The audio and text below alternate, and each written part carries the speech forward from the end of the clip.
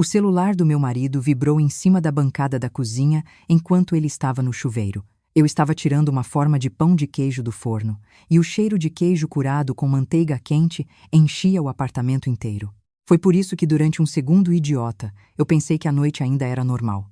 Até a tela acender e o nome aparecer. Paula, minha cunhada. E logo abaixo, a mensagem que abriu a minha vida ao meio. Estou grávida. Você vai me esconder até quando? Eu não era mulher de mexer em celular de marido. Nunca fui. Em 8 anos de casamento com Marcelo, eu sempre repeti para mim mesma que confiança não se vigia. Ou existe ou não existe. Mas naquela noite alguma coisa me puxou para a tela. Não foi curiosidade. Foi um arrepio.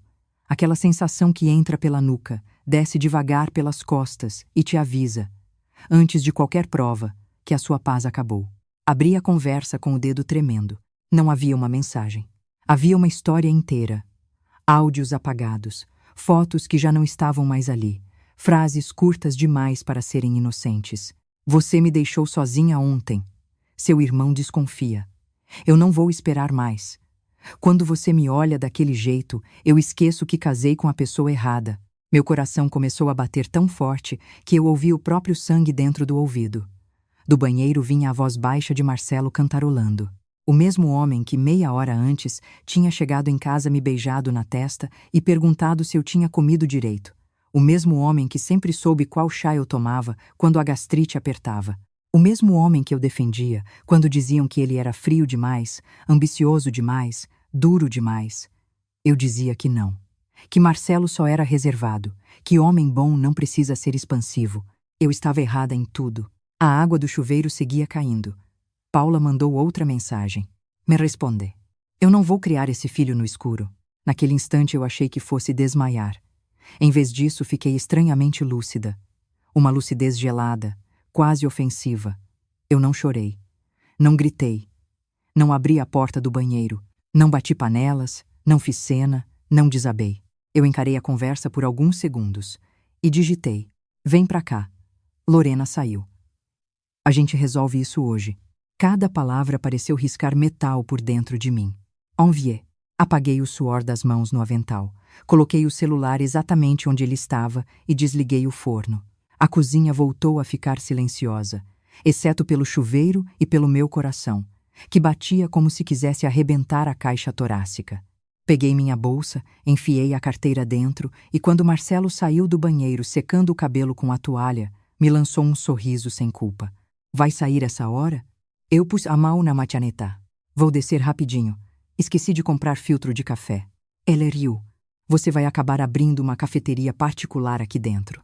Eu sorri de volta. Esse foi o meu último sorriso para ele como esposa. Desci pelo elevador olhando meu reflexo no espelho fumê da cabine. O rosto era o mesmo. O rímel ainda inteiro. O cabelo preso do mesmo jeito. Mas o olhar já era de outra mulher. Uma mulher que tinha deixado de implorar por paz e passado a exigir verdade. Em vez de sair do prédio, fiquei escondida atrás de um dos pilares do hall, de onde dava para ver a entrada principal e os elevadores. O edifício ficava em Perdizes, num quarteirão misto de prédios antigos e novos, onde o porteiro conhece a rotina de todo mundo e mesmo assim finge que não vê nada. Chovia fino lá fora, aquela garoa nervosa de São Paulo que não refresca e só dá mais ansiedade. Enquanto eu esperava Paula aparecer, a minha cabeça começou a puxar fios antigos. Porque a verdade, quando explode, não nasce no dia da explosão. Ela estava sendo montada havia muito tempo. Em pequenos silêncios, em olhares que não combinavam com as palavras, em frases que eu engoli para não parecer insegura, em situações que eu mesma empurrei para longe porque queria preservar um casamento que já estava apodrecendo sem eu admitir. Eu me casei com Marcelo Azevedo, aos 29 anos. Eu tinha acabado de assumir oficialmente a Batista Alimentos Finos, a empresa que meu pai construiu com geleias artesanais em Minas e transformou, com muito sacrifício, numa marca conhecida em empórios e hotéis boutique. Depois que ele morreu, eu me tornei a única sócia majoritária. Minha mãe já havia partido antes. Eu herdei a empresa, a sede em Belo Horizonte, a cozinha industrial em Extrema e uma pousada antiga em Paraty que minha tia-avó deixou para mim anos depois. Marcelo entrou na minha vida bem nessa travessia. Ele era diretor financeiro de uma rede hospitalar, falava baixo, se vestia com elegância sem parecer exibido, e tinha aquela segurança que não parecia arrogância, só competência. Pelo menos no começo. Eu me apaixonei menos pelo que ele dizia e mais pela sensação de estrutura que ele transmitia. Ele parecia um homem de chão firme, e eu estava cansada de carregar o meu próprio chão nas costas. Todo mundo gostava dele. Minhas amigas diziam que eu tinha dado sorte de encontrar um homem maduro, centrado, sem molecagem. Até funcionários antigos da empresa comentavam que eu parecia mais tranquila depois do casamento. Eu também achava. Marcelo não bebia demais, não sumia, não fazia escândalo, não era ciumento.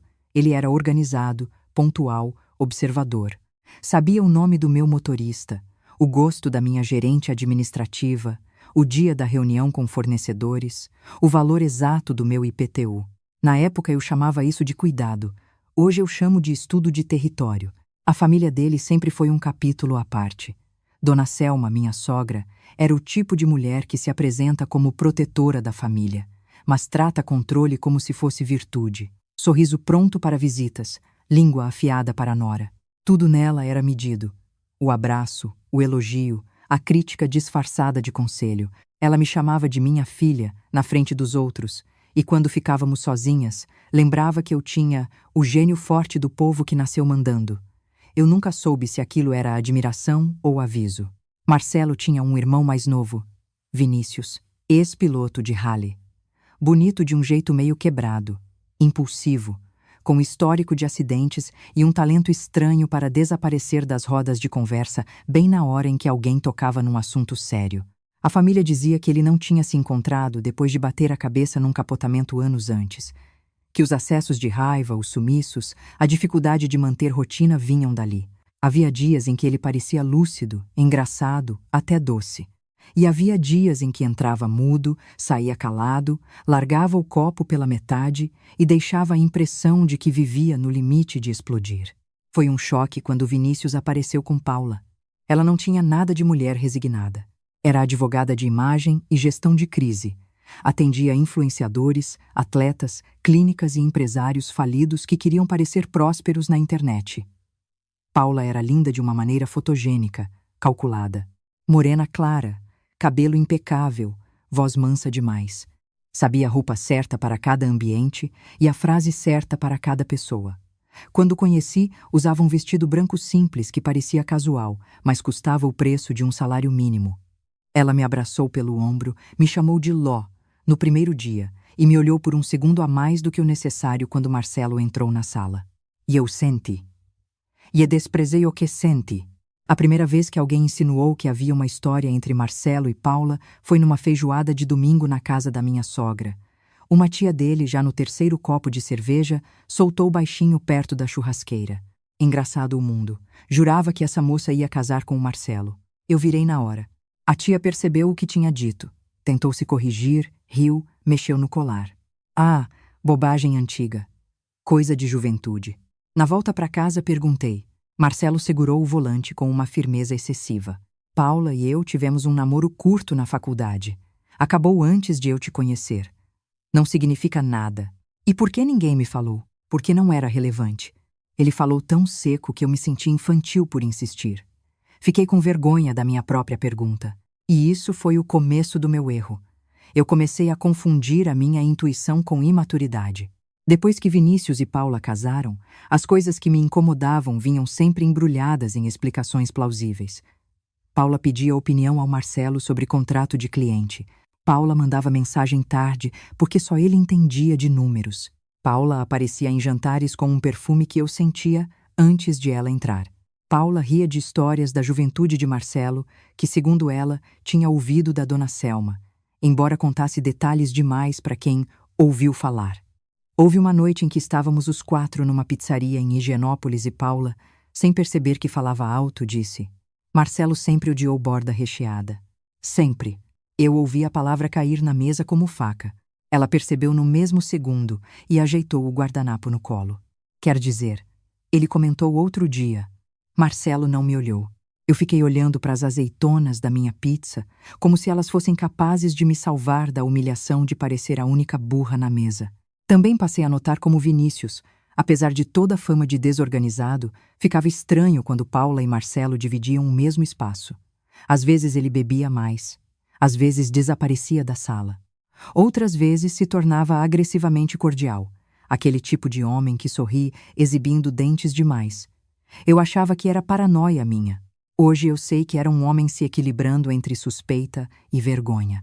Paula começou a frequentar meu apartamento em horários esquisitos.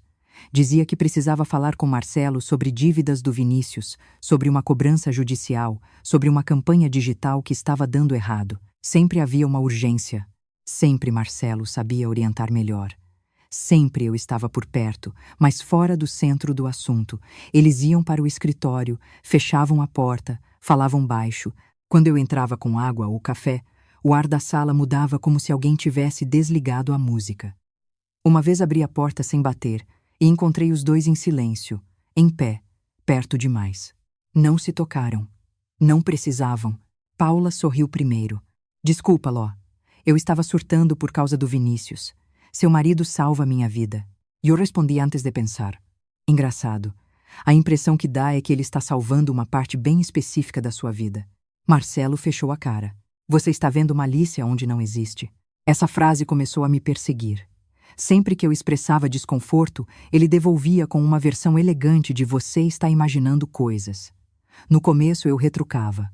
Depois, fui ficando cansada. A gente se desgasta muito mais tentando provar a própria sanidade do que tentando sustentar um amor. Mas os fatos começaram a escapar do controle. Marcelo, que antes largava o celular em qualquer canto, passou a levar o aparelho até para tomar banho. Mudou senha 2 vezes em um mês. Dormia com o telefone virado para baixo.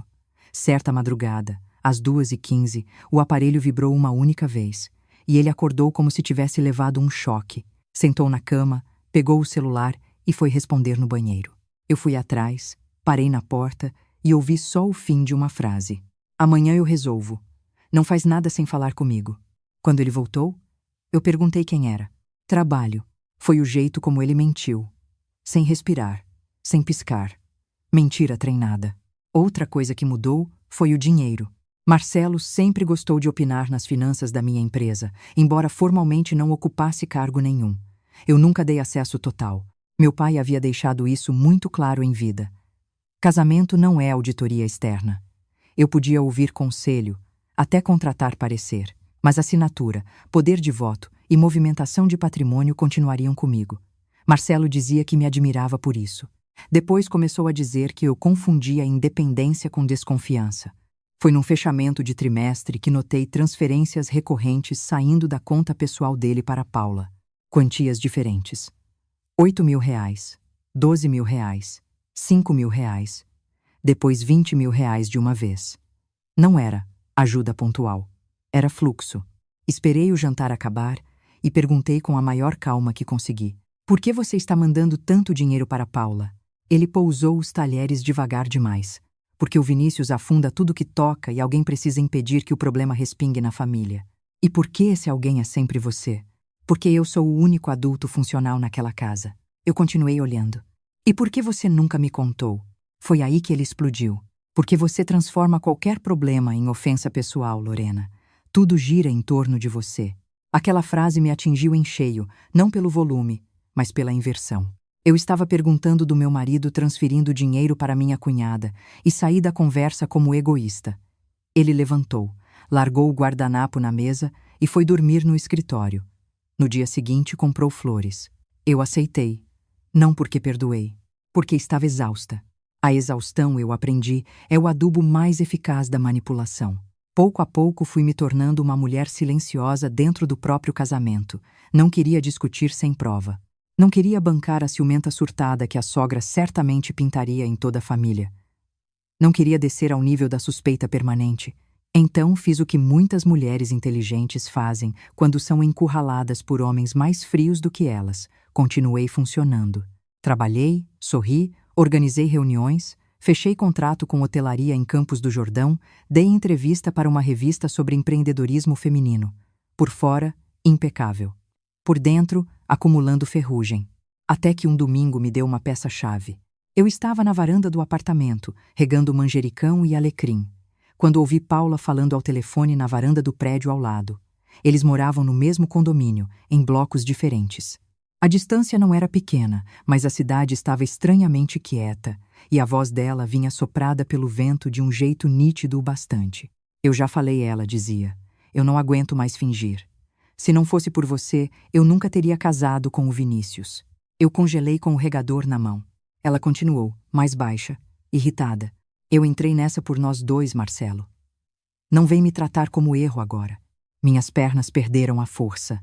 Eu me sentei no chão da varanda sem tirar os olhos da direção da voz. Não ouvi tudo. Um ônibus passou, um cachorro latiu no térreo, o vento virou. Mas eu ouvi o bastante. O bastante para tirar o caso do campo do pressentimento e colocar na prateleira humilhante da certeza. Naquela mesma semana, liguei para uma prima distante da família Azevedo, dessas que sabem de tudo e adoram fingir que não sabem nada. Fui costurando a conversa. Perguntei de festas antigas, histórias de faculdade, gente que perdeu contato.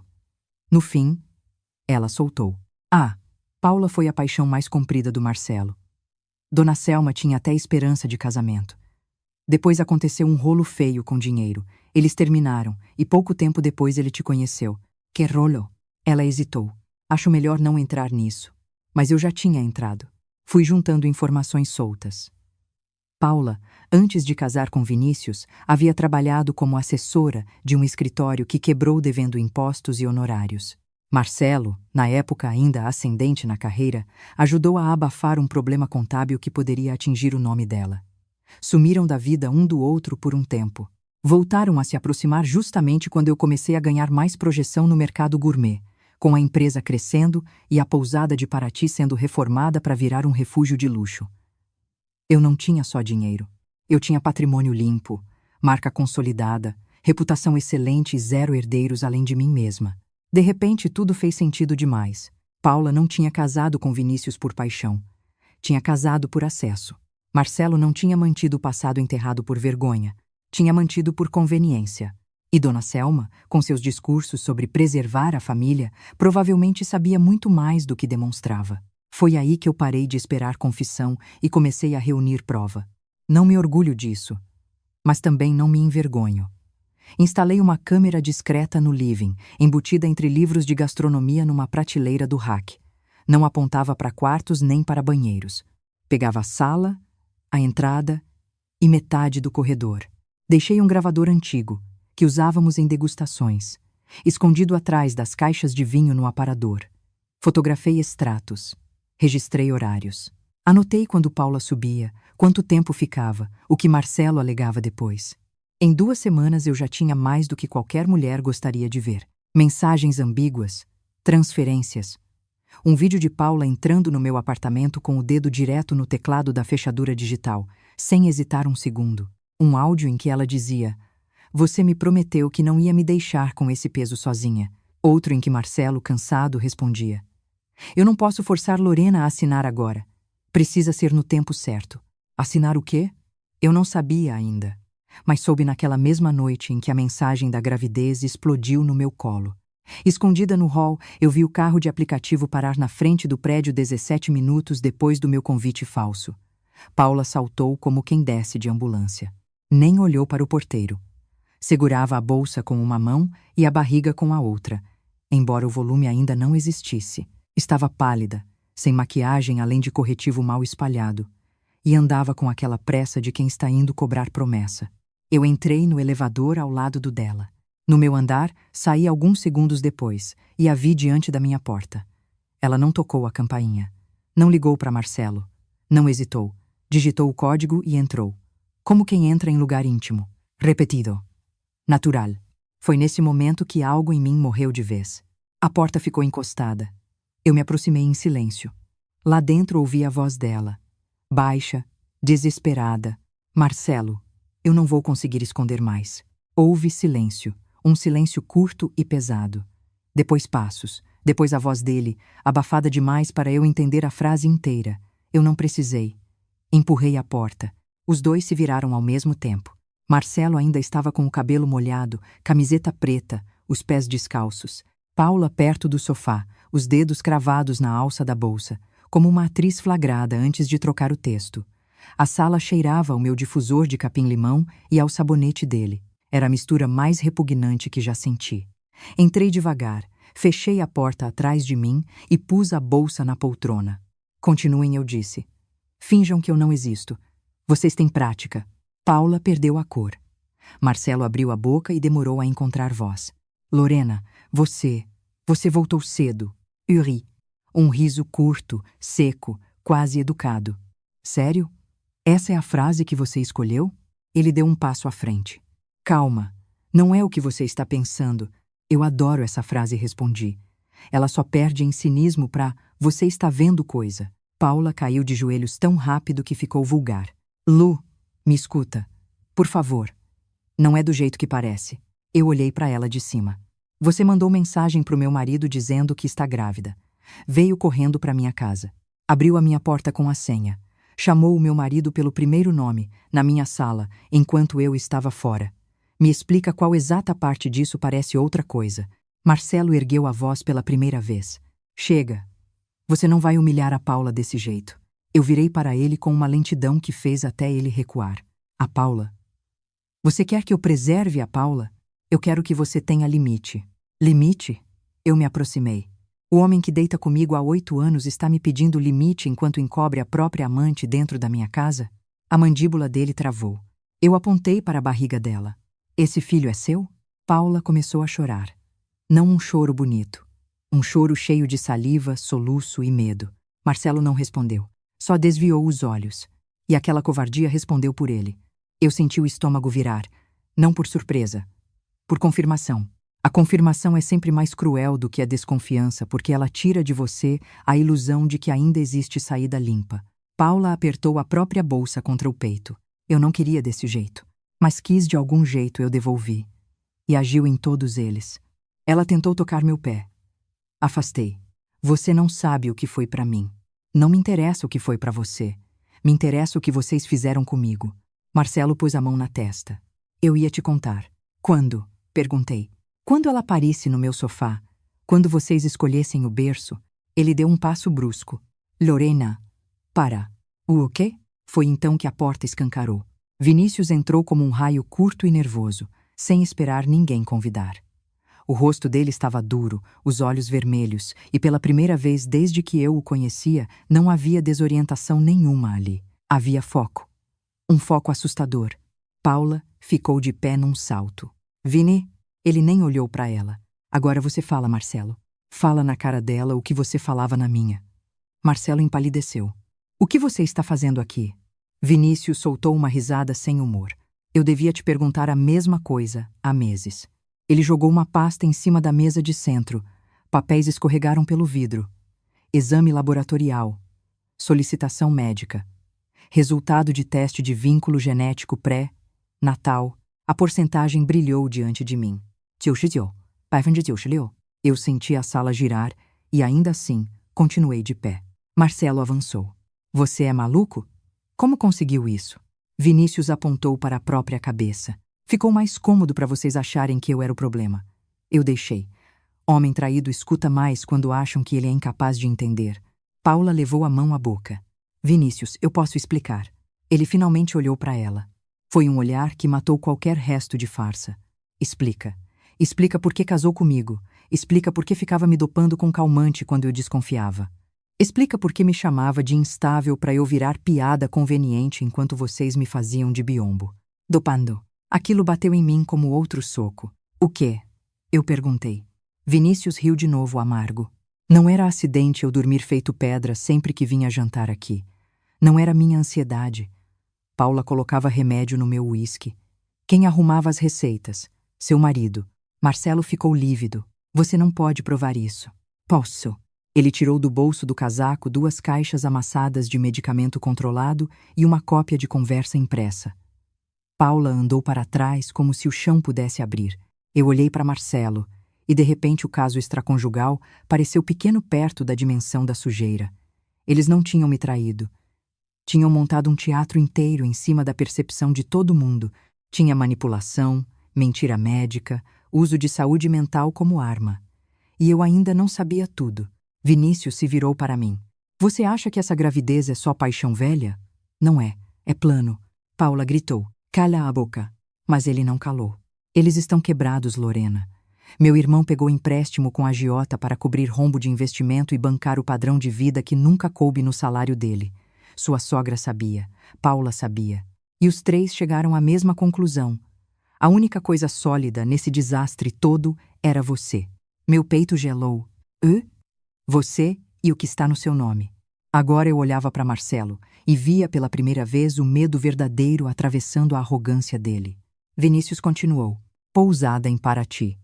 Participação majoritária na Batista. Fundo imobiliário do seu pai. Eles queriam te desgastar, te empurrar para uma separação confusa, te convencer a assinar uma reestruturação patrimonial, por segurança, e depois embolsar tudo. A gravidez era a peça final. Com um filho no meio, pressão de família, imprensa social, escândalo, iam te pintar como fria, desequilibrada, incapaz de sustentar casamento. E então meu irmão apareceria como o homem que precisou reorganizar a vida. Paula partiu para cima dele, descontrolada. Mentira! Ele segurou o braço dela antes que me alcançasse. Então fala a verdade.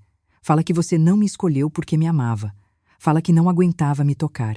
Fala que casou comigo porque era a porta mais fácil para continuar orbitando o Marcelo e entrar na vida da Lorena. Paula puxou o braço, soluçando, mas o rosto dela mudou. A máscara de fragilidade começou a cair. E se for? Ela cuspiu, de repente. E se eu não aceitasse perder tudo porque ela apareceu na hora certa com empresa, nome limpo e cara de santa? A sala inteira ficou muda. Eu não respondi. Queria ouvir até o fim. Paula me encarou com os olhos cheios de ódio antigo. Você acha que venceu por amor? Você venceu por timing. Quando eu afundei, ele correu para a estabilidade. Para você. Para sua vida pronta. Para sua imagem impecável. Eu fiquei com o lixo, com dívida, com humilhação, com gente me olhando como se eu fosse descartável. Eu construí o caminho de volta. Casando com o irmão dele? Perguntei. Casando com quem foi necessário. Vinícius fechou os olhos um segundo. Pareceu mais ferido por essa frase do que por qualquer exame. Marcelo tentou retomar o controle. Foi em direção a Paula. Chega, você está piorando tudo. Ela recuou, histérica. Eu estou piorando? Você me prometeu. Disse que a Lorena assina se você pressionar do jeito certo. Disse que a dona Selma ia conduzir. Quando ela citou o nome da minha sogra, um silêncio novo nasceu na sala. Eu falei baixo. Conduzir o quê? Marcelo percebeu que era tarde demais. Vinícius abriu a pasta e tirou mais folhas. Eram minutas, rascunhos. Um modelo de reorganização societária. Uma proposta de cessão fiduciária temporária das cotas da pousada a uma holding familiar. A holding tinha nome neutro, mas os sócios previstos eram Marcelo e Dona Selma, com uma cláusula de administração provisória em caso de abalo emocional da proprietária. Minhas mãos gelaram tanto que os dedos doeram. Abalo emocional? Eu repeti. Vinícius assentiu com uma raiva contida. Eles queriam fazer você parecer incapaz. Tem mais. Ele me estendeu o celular. Havia um áudio. Apertei o play. A voz de Dona Selma encheu a sala. Você não pode confrontar a Lorena agora. Espera ela fraquejar. Mulher orgulhosa quebra pelo cansaço. Primeiro faz ela parecer exagerada. Depois Marcelo oferece ajuda. Se ela resistir, a gente traz um médico amigo e pede avaliação. Uma assinatura certa resolve a pousada. Eu ouvi o áudio até o fim sem piscar. Marcelo ficou branco como papel. Paula levou as mãos ao rosto. Vinícius me observava com uma espécie de piedade dura. Eu achei que você precisava saber antes de eles conseguirem. Naquele ponto eu já não estava chorando, porque o choro pertence a outro estágio da dor. Eu estava atravessando uma zona muito mais precisa, a da humilhação transformada em cálculo.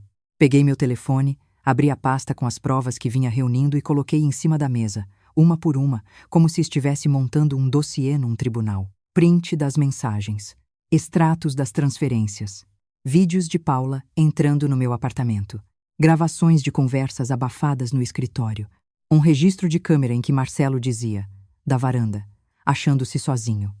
Ela só precisa ceder uma vez. Paula olhou tudo como quem assiste a própria queda em câmera lenta. Marcelo passou a mão no rosto. Vamos resolver isso em privado. Eu soltei a primeira risada sincera da noite. Privado? Você ainda acredita que tem esse privilégio? Foi nessa hora que a campainha tocou. E sem esperar resposta, Dona Selma entrou com a chave reserva. Ela parou 2 passos depois da porta e entendeu a cena de um jeito quase animal. Os papéis na mesa. Paula em pânico. Vinícius duro como rocha. Marcelo desfeito. Eu em pé, imóvel. A primeira pessoa para quem ela olhou fui eu. Não o filho. Não a nora grávida. O que você fez? Eu aproximei devagar. Interessante. A casa pega fogo e a primeira coisa que a senhora pergunta é o que eu fiz. Ela percebeu tarde demais que estava pisando em terreno escorregadio. Tentou mudar o tom. Eu vim porque a Paula me ligou desesperada. Tem uma criança envolvida. Tem um golpe envolvido, eu corrigi. Marcelo passou a mão na nuca. Mãe, não piora. Mas Dona Selma não conseguia recuar. Mulher acostumada a mandar quando o teatro está de pé não sabe improvisar quando o cenário cai. Lorena, qualquer família tem desvios. O importante é proteger o nome. Proteger qual nome? O meu, que vocês queriam interditar? Ou o do seu filho, que engravidou a cunhada e ainda tentou me arrancar patrimônio? Ela me lançou um olhar venenoso. Se você fosse mais presente no seu casamento, talvez... Eu fui para cima dela tão rápido que ela mesma travou. Termina a frase. A sala inteira segurou o ar. Termina. Na minha cara. Diz que o homem que traiu, mentiu, dopou o irmão e armou contra a esposa, traiu porque a esposa trabalhava demais. Diz, vamos ver até onde a senhora aguenta a própria podridão. Dona Selma recuou um passo. Foi a primeira vez em anos que eu a vi perder o eixo. Vinícius jogou o celular sobre a mesa, na frente dela. Toca o áudio, mãe. Ela nem fingiu que não sabia qual. Oi, apatai, o play de novo. A voz dela encheu a sala pela segunda vez. Primeiro faz ela parecer exagerada. Depois Marcelo oferece ajuda. Dona Selma levou a mão ao peito. Isso foi tirado do contexto. Qual contexto melhora isso? Eu perguntei. Ela tentou avançar para mim. Você não entende o que é manter uma família. Não. Eu entendo o que é sustentar uma empresa sem roubar ninguém. Família vocês nunca mantiveram. Vocês administraram aparências. Paula voltou a chorar.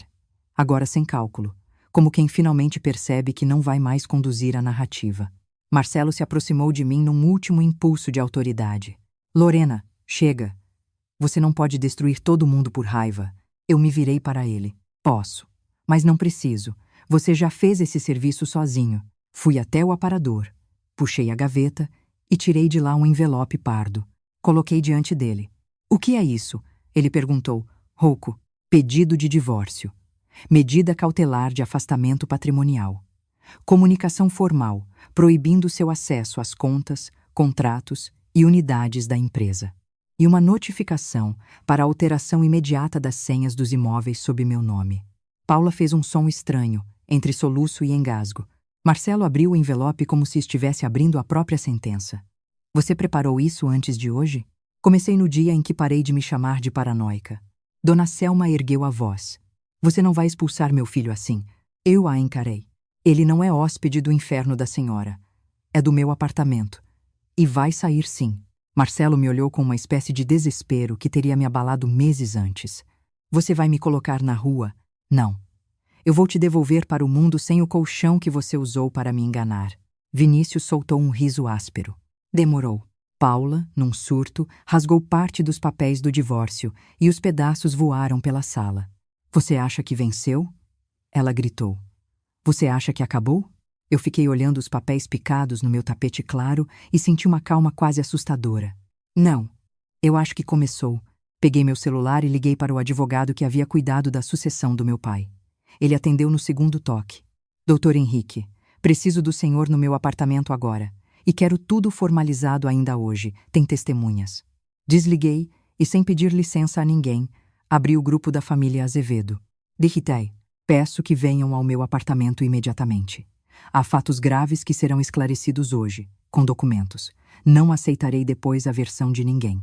Envié. Dona Selma quase arrancou o celular da minha mão. Você enlouqueceu? Eu afastei o braço. Vocês queriam me chamar de emocionalmente incapaz, lembra? Então vamos ver como fica a tese quando eu sou a única pessoa organizada dessa sala. Marcelo ficou lívido. Não chama ninguém. Por quê?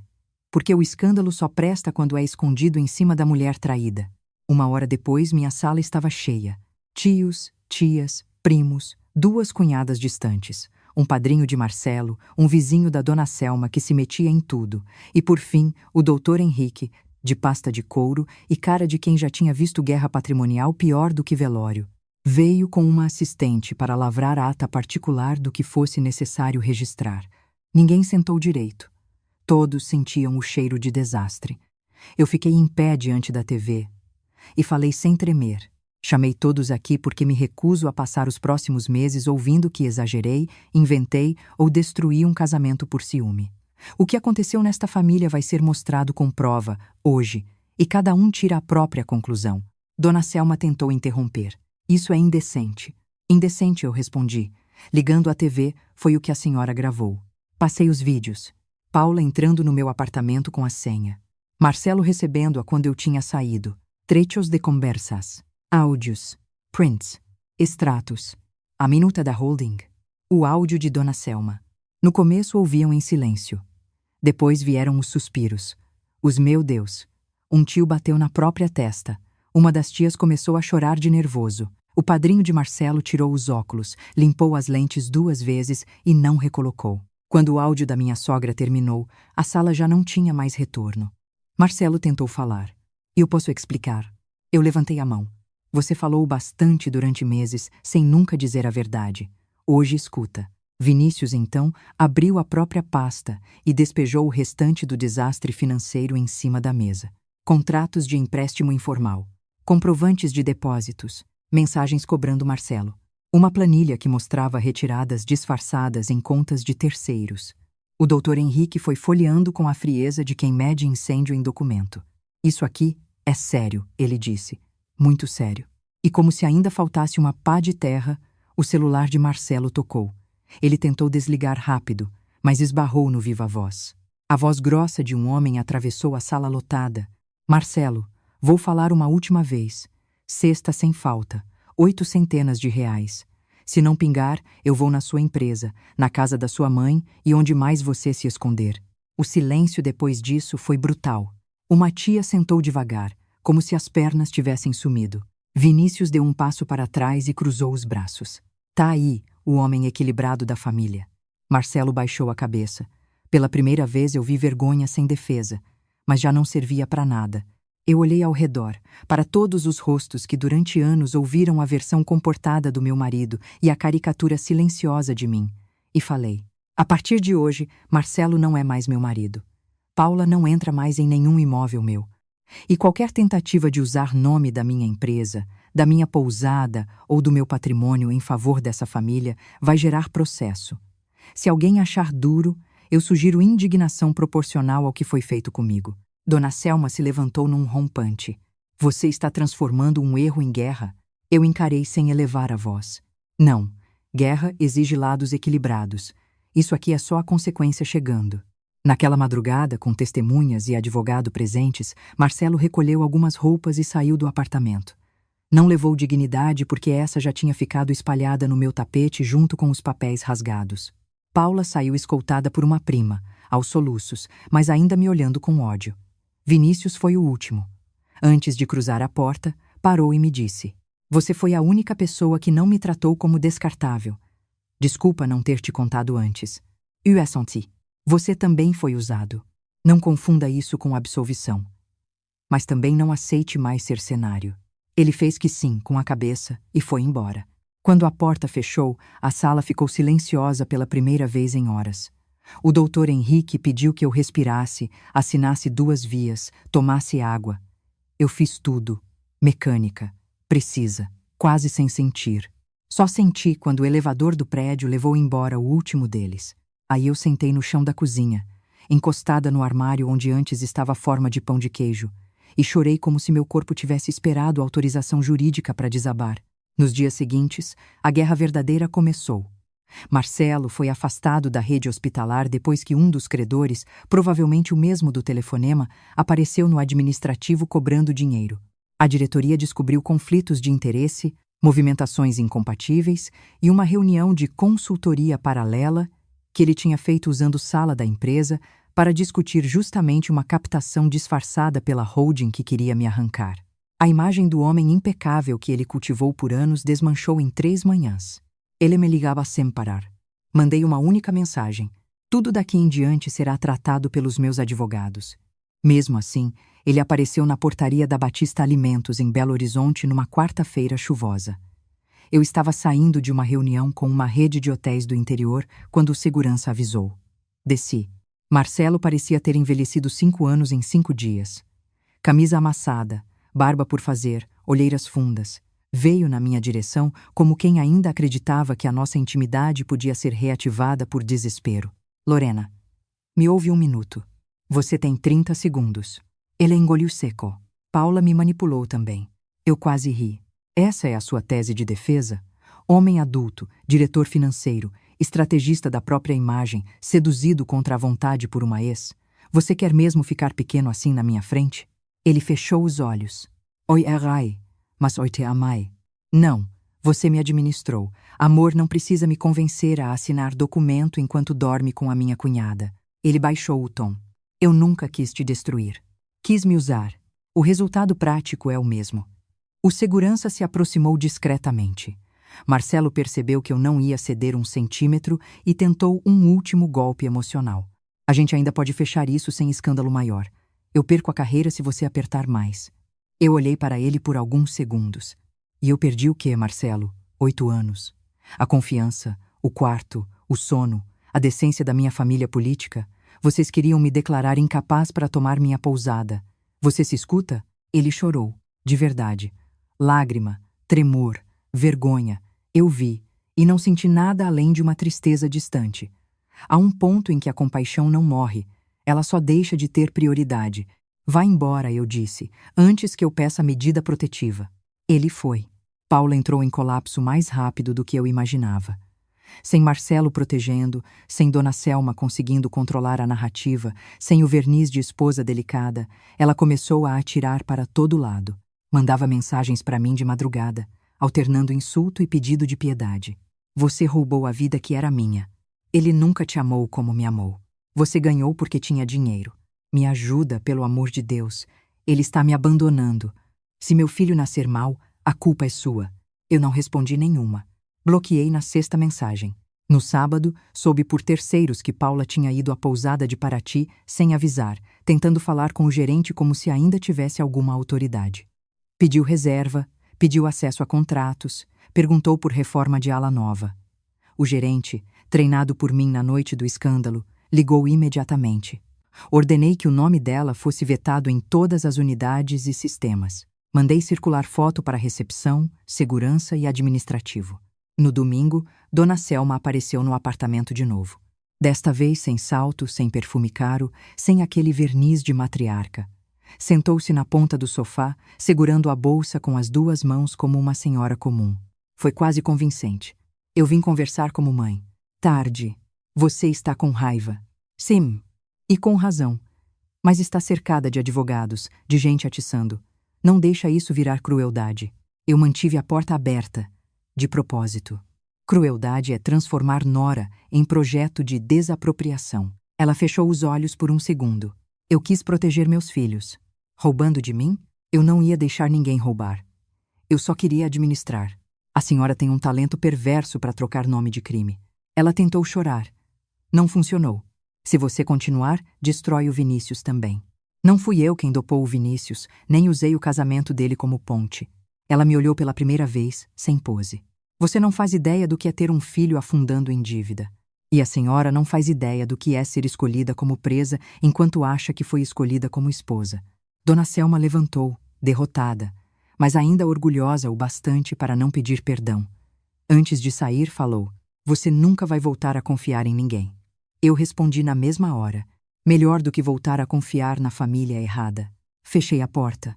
O divórcio andou depressa porque no fundo Marcelo sabia que qualquer resistência só traria mais escombros. O Dr. Henrique conseguiu bloquear tentativas de movimentação em cima da pousada e das cotas da empresa. Descobrimos, no meio do processo, que a holding já tinha a minuta pronta, contador alinhado, e até uma reunião marcada com um psiquiatra conhecido de um conhecido da Dona Selma para eventual avaliação de estresse agudo. Quando vi aquele e-mail, com meu nome ao lado da expressão potencial comprometimento da capacidade decisória, vomitei. Era esse o plano. Não bastava me trair. Precisavam me desmontar publicamente e juridicamente. Foi aí que a segunda metade da história ficou mais feia do que a primeira. Porque eu poderia ter parado no divórcio e ido reconstruir minha vida em silêncio. Só que descobrir a profundidade do plano me tirou qualquer resto de ingenuidade. Se eu só recuasse, eles tentariam outra via. Gente como Marcelo e Dona Selma não abandona patrimônio por vergonha. Abandona por impossibilidade. Então eu reagi onde doía. Contratei uma auditoria forense independente sobre todos os acessos, reuniões e trocas de e-mail em que Marcelo tivesse mencionado meu nome, a empresa, a pousada ou ativos familiares. Entreguei voluntariamente ao Ministério Público Estadual indícios de falsificação documental e tentativa de fraude patrimonial. Pedi investigação sobre uso indevido de prescrição controlada em nome de Vinícius. E, por fim, entrei com uma ação cível contra Paula por danos morais, uso indevido de informação privada e tentativa de obtenção de vantagem patrimonial mediante manipulação emocional e documental. Muita gente me chamou de fria. Eu aceitei o adjetivo com paz. Fria é a mulher que deixa de ser fornalha para não se consumir por dentro. A notícia vazou primeiro em círculos pequenos. Setor jurídico, fornecedores, gente do mercado de hospitalidade, família expandida. Depois saiu numa coluna social de bastidor empresarial, sem meu nome completo, mas com elementos suficientes para a cidade certa entender. Executivo paulista é investigado após crise familiar envolver patrimônio de empresária do ramo alimentício. O nome de Marcelo não demorou a circular inteiro nos grupos. Paula, pressionada, resolveu contra-atacar do jeito mais sujo. Marcou uma entrevista num canal de streaming de fofoca de celebridades de nicho, desses que sobrevivem de pseudo-exclusividade e lágrima editada. Tentou se vender como mulher apaixonada, usada por 2 irmãos, grávida e emocionalmente destruída por uma empresária poderosa que queria esmagá-la, financeiramente. Eu assisti ao teaser no escritório e fiquei em silêncio. Minha assessora de imprensa me perguntou se faríamos nota. Não respondi. Vamos fazer melhor. 2 dias depois aconteceria o coquetel de relançamento da pousada em Paraty, após meses de obra. Haveria investidores, imprensa de turismo, chefes, arquitetos, influenciadores e parceiros. Eu estava quase cancelando desde o escândalo, mas então decidi manter. Mais do que isso, transformar.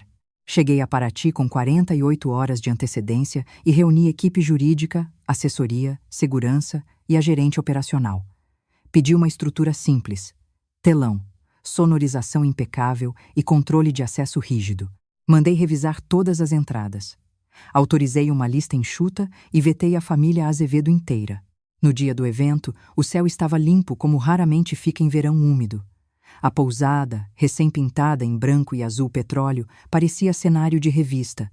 O jardim iluminado, as lanternas de ferro acesas, o cheiro de alecrim e maresia, a piscina refletindo o casarão colonial. Eu usei um vestido preto liso, sem joias além dos brincos da minha mãe. Não por luto, por precisão. Os convidados começaram a chegar ao pôr do sol, jornais regionais, 2 revistas nacionais. Gente importante do setor. Quem me via pensava que eu tinha escolhido seguir em frente com elegância. Eu tinha escolhido outra coisa. Payoff. Às 8h20, pouco antes do speech de abertura, a gerente veio até mim tensa. Paula está no portão. Eu sorri pela primeira vez no dia. E? Está dizendo que tem direito de falar. Que vai chamar a imprensa. Então deixa entrar. A gerente arregalou os olhos. Tem certeza? Absoluta. Mas revista a bolsa, recolhe qualquer objeto cortante e leva ela para o pátio lateral. Não para a área principal. Quando eu chamar, você traz. Não demorou. Às 8h40 eu subi ao pequeno palco montado no jardim, agradeci presença, falei do projeto, da memória dos meus pais, da gastronomia mineira que atravessa mar e serra. O discurso estava impecável, seguro, quase afetuoso. E então, no final, mudei o tom. Antes do brinde, eu preciso fazer uma observação pública, porque aprendi recentemente que silêncio demais vira ferramenta de quem mente melhor. A plateia ficou atenta. Esta pousada quase foi tomada de mim por pessoas que confundiram confiança com abertura de cofre. Não deu certo. Um murmúrio percorreu as mesas. Eu continuei. Eu poderia fingir que nada aconteceu, mas isso só beneficiaria quem apostou no meu constrangimento. Então vou dizer o mínimo necessário. Há investigações em curso sobre tentativa de fraude patrimonial, manipulação médica e abuso de confiança envolvendo meu nome e meus bens. Quem vier me procurar a partir de hoje com história mal contada, vai encontrar documento, não vergonha. Houve um silêncio espesso. Depois, flashes. Alguém anotando freneticamente. Alguém sussurrando, é sobre aquele caso. Eu ergui a taça. Ao trabalho limpo.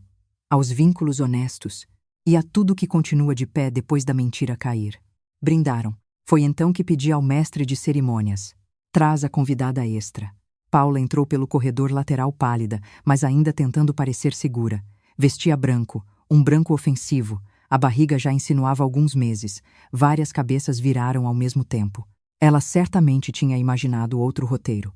Entrar, gritar, me desestabilizar, talvez arrancar um pedido de silêncio em troca de paz. Não imaginou que eu a chamaria para o centro da luz. Você queria imprensa, eu disse ao microfone. Agora fala. Ela travou. Ok? Fala. Diante de todo mundo. Me chama de cruel. Diz que eu destruí sua vida. Me acusa. Eu estou ouvindo. Ela olhou em volta e percebeu que não havia torcida. Só curiosidade e julgamento. Ainda assim tentou. Você é poderosa. Está usando dinheiro e advogado para calar uma mulher grávida.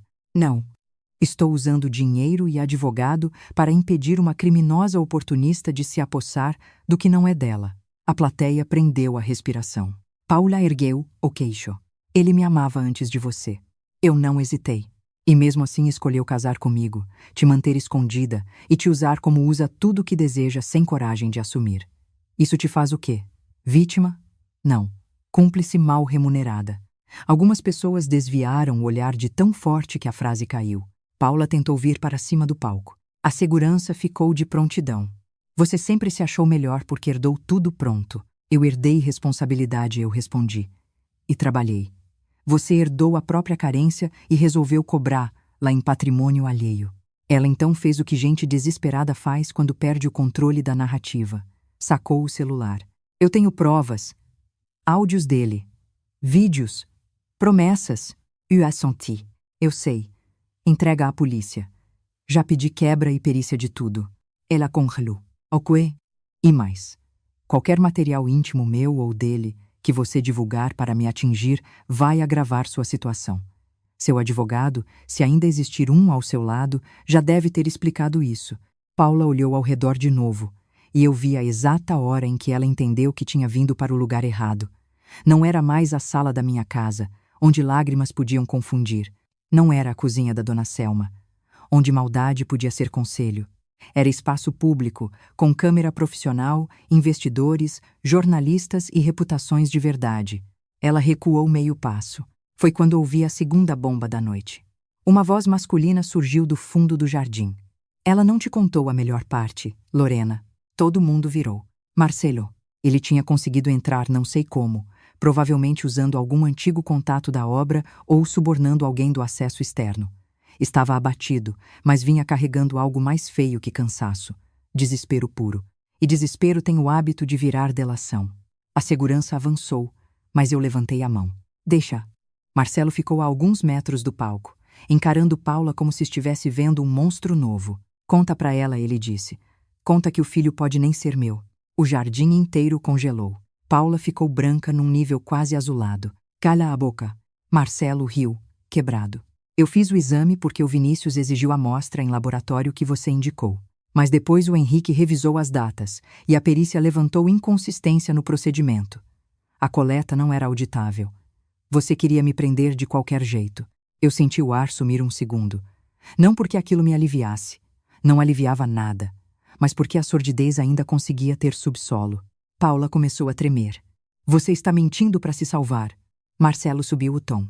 E você? Quantos homens havia no caminho enquanto me pressionava com barriga e chantagem? A multidão já nem fingia discrição. Eu desci do palco. Fui até El Doigt.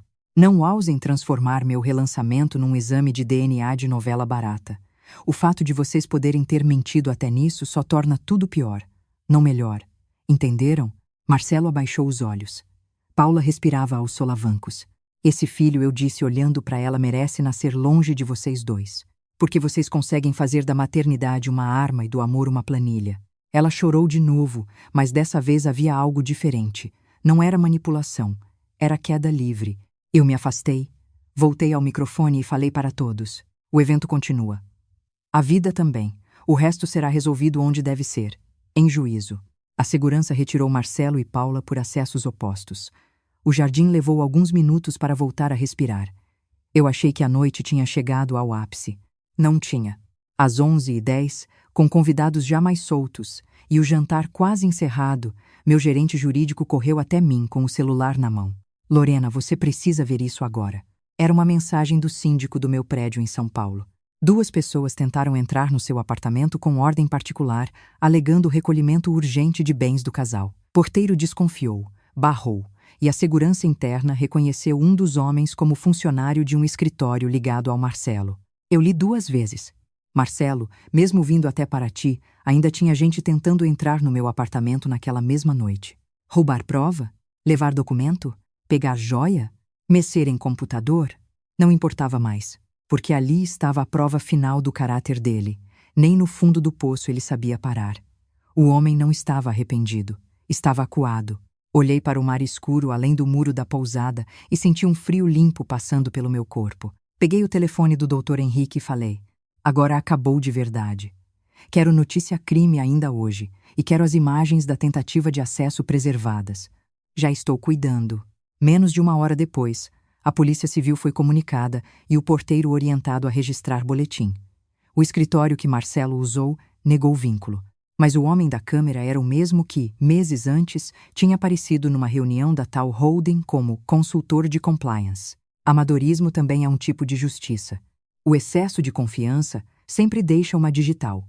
Na semana seguinte, a imprensa já não falava em escândalo amoroso. Falava em possível associação para fraude patrimonial, adulteração de procedimento laboratorial, uso indevido de medicamento controlado e tentativa de invasão de domicílio.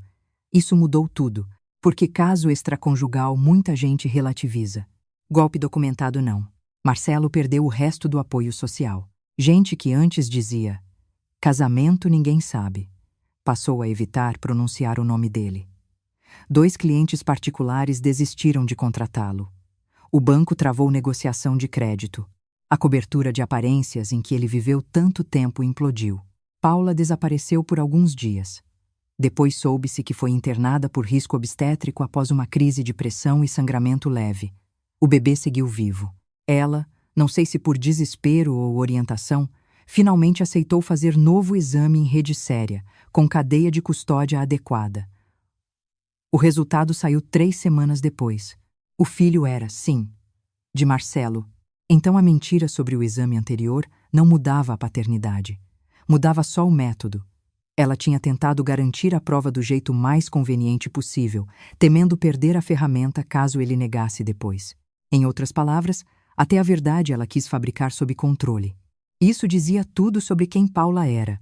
Quando o laudo definitivo veio, eu estava na sala de prova de um novo cardápio na pousada. Geleia de jabuticaba com pimenta, manteiga de café, bolo morno de fubá. Li o e-mail sem emoção visível. Minha chefe perguntou se estava tudo bem. E eu respondi: está. Só terminou mais uma mentira.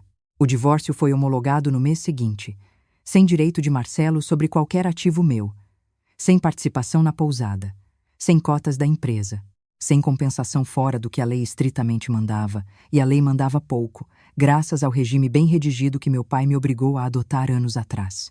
Pela primeira vez na vida, agradeci profundamente por ter obedecido a uma cautela que, na época, achei excessiva. Vinícius entrou com nulidade parcial de atos praticados sob influência medicamentosa e abriu investigação própria contra Paula. Ao mesmo tempo, pediu tratamento sério para si. Descobriu-se que ele realmente tinha crises de ansiedade, sim, mas potencializadas por uma combinação criminosa de álcool e sedativos. Era um homem ferido, não um homem louco.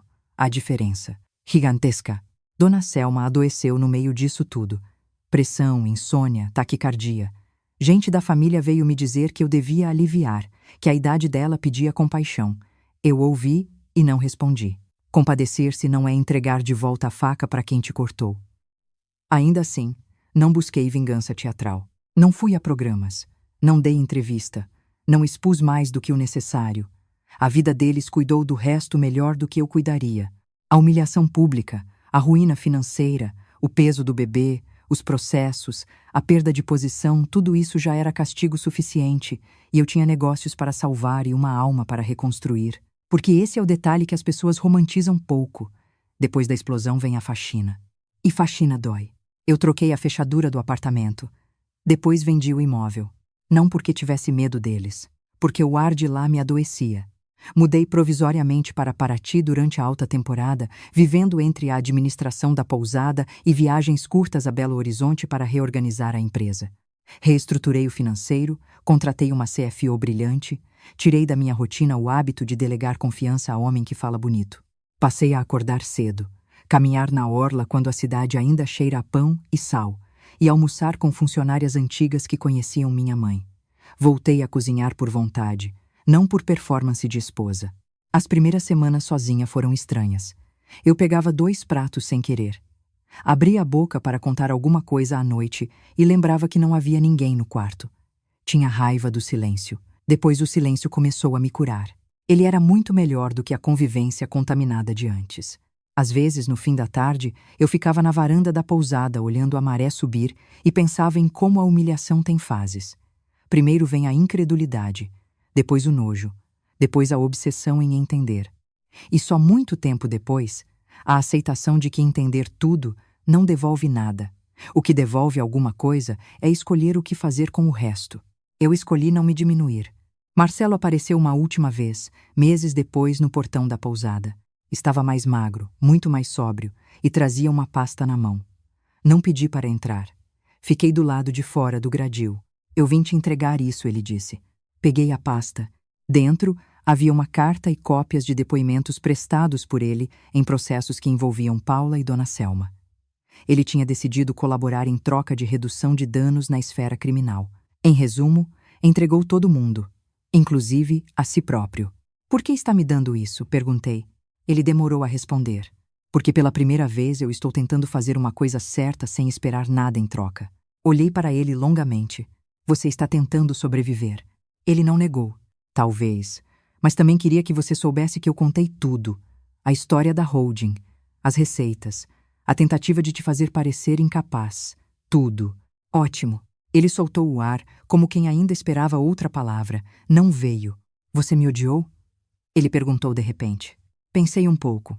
Eu me odiei mais, por ter ficado tanto tempo me explicando para te merecer. Aquilo atingiu mais do que insulto. Marcelo assentiu com os olhos molhados. Eu perdi o único lugar em que eu era amado sem máscara. Não, você destruiu. Fechei a pasta. Vá embora, Marcelo. Alguns arrependimentos precisam aprender a viver sem plateia. Ele saiu devagar pela rua de pedras, sem olhar para trás, e eu percebi que não sentia triunfo. Sentia distância. Distância é uma forma madura de justiça. Sobre Paula, as notícias chegavam como chegam todas as ruínas que já não moram na nossa casa. Por gente que adora contar, por advogado, por jornal, por acaso. O bebê nasceu prematuro, mas saudável o bastante para sair da UTI depois de algumas semanas. Menino. Chamava-se Bento. Quando soube o nome, senti uma pontada estranha, talvez por saber que toda criança merecia começar sem ser peça de chantagem. Paula perdeu clientes, perdeu o apartamento alugado num bairro caro, perdeu a aura de mulher sofisticada. Virou assunto de cochicho em ambientes que antes a recebiam com champanhe. Chegou a tentar retomar carreira no digital com um discurso de superação materna, mas as pessoas compram redenção com mais facilidade do que compram oportunismo desmascarado. Ela ainda tinha beleza, ainda tinha inteligência, mas reputação em certos mercados é porcelana, cola, mas trinca fica visível. Dona Selma ficou isolada dentro da própria casa. A família passou a visitar, lá menos, não por moralismo, por cansaço. Gente manipuladora exaure até aliados. Dizem que ela ainda repete, para quem aceita ouvir, que tudo saiu do controle por culpa do amor de mãe. Eu nunca respondi a isso. Há mães que amam, há mães que colonizam. Ela sempre foi a segunda. E Vinícius? Esse, talvez, seja o único pedaço da história que não termina em cinza completo. Meses depois, numa manhã de céu absurdo de azul, ele apareceu na pousada sem avisar. Não entrou com tempestade, entrou quieto. Sóbrio, magro, mais velho. Parecia outro homem, ou talvez o primeiro que eu finalmente estava vendo. Sentamos num banco de madeira sob uma amendoeira. Estou em tratamento, ele disse. Desta vez de verdade. Fico feliz. Ele ficou alguns segundos olhando o mar. Passei muito tempo aceitando o personagem que me deram. O irmão desequilibrado. O problema da família. Quando a gente ocupa um papel ruim por muitos anos, às vezes começa a achar que merece tudo o que fazem com você. Eu escutei em silêncio. Você não me tratou assim nem quando tinha motivo para me odiar por ser parte daquela família. Você me avisou a tempo. Quase tarde demais. Quase concordei. Ele respirou fundo. Eu vou abrir mão da minha parte em qualquer coisa que ainda me vincule ao nome Azevedo. Quero começar do zero. Talvez voltar para o interior. Trabalhar com carro antigo. Sem palco. Sem família me explicando quem eu sou. Eu sorri, pequeno. Pela primeira vez isso parece uma boa ideia. Ele riu também. Fraco, mas honesto. Antes de ir embora, tirou do bolso um molho antigo de chaves. É do armário do sítio do meu avô. Tinha umas caixas lá. Seu pai mandava doces quando a gente era criança. Achei umas cartas antigas da sua mãe numa delas. Se você quiser, eu levo para Belo Horizonte. Aquilo me desmontou mais do que qualquer pedido de perdão. Porque era simples. E limpo. Sem interesse. Quero, eu disse. Ele assentiu e foi embora. Recebi as cartas 2 semanas depois. Minha mãe descrevia receitas, flores, o medo de me criar sozinha se um dia ficasse sem meu pai. Passei uma noite inteira lendo tudo com uma taça de vinho ao lado e o som da maré batendo na encosta. Chorei por ela, por mim, pelo que quase perdi e pelo que ainda tinha. Na inauguração oficial da 2ª ala da pousada, 6 meses depois do escândalo, eu desci para cumprimentar os hóspedes e encontrei na recepção um casal do Rio comemorando aniversário de casamento. Ela me reconheceu da revista de empreendedorismo e disse: "Sua pousada tem uma paz rara." Eu agradeci, mas por dentro pensei: paz rara dá trabalho. Dá trabalho tirar mentira das paredes, assinar processo sem perder a cabeça, reerguer marcas sem deixar o trauma virar identidade, dormir sozinha sem chamar isso de derrota. Dá trabalho olhar para o amor e não concluir que todo afeto é emboscada. Dá trabalho, principalmente, aceitar que você não perdeu por ter confiado. Quem perdeu foi quem recebeu confiança e escolheu apodrecê-la.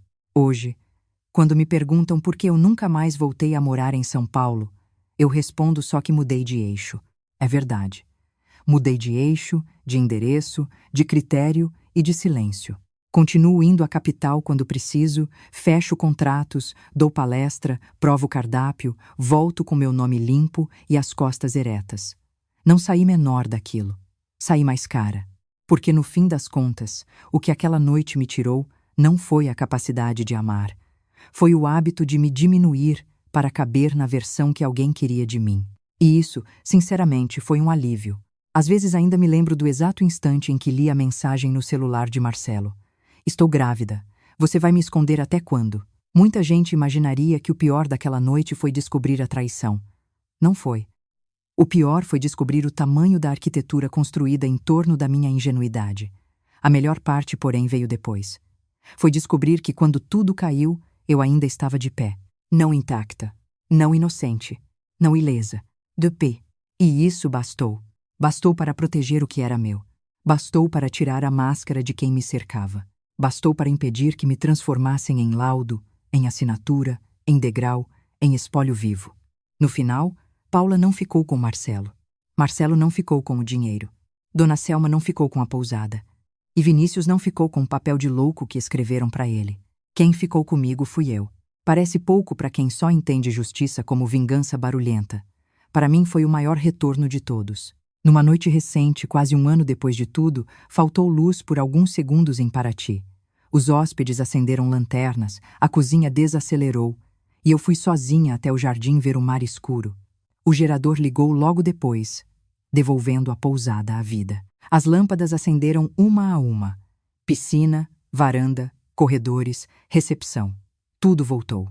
Fiquei olhando aquilo e sorri. Porque foi exatamente assim comigo. Apagou. Doeu. Escureceu. E depois voltou não igual, mas inteiro do jeito novo. E se existe uma moral, ela não está em frases bonitas sobre destino. Está numa verdade muito mais útil. Mulher nenhuma deve aceitar ser enlouquecida para facilitar a ambição alheia. O primeiro passo da libertação às vezes não é gritar. É parar de pedir desculpa por ter percebido. Eu percebi.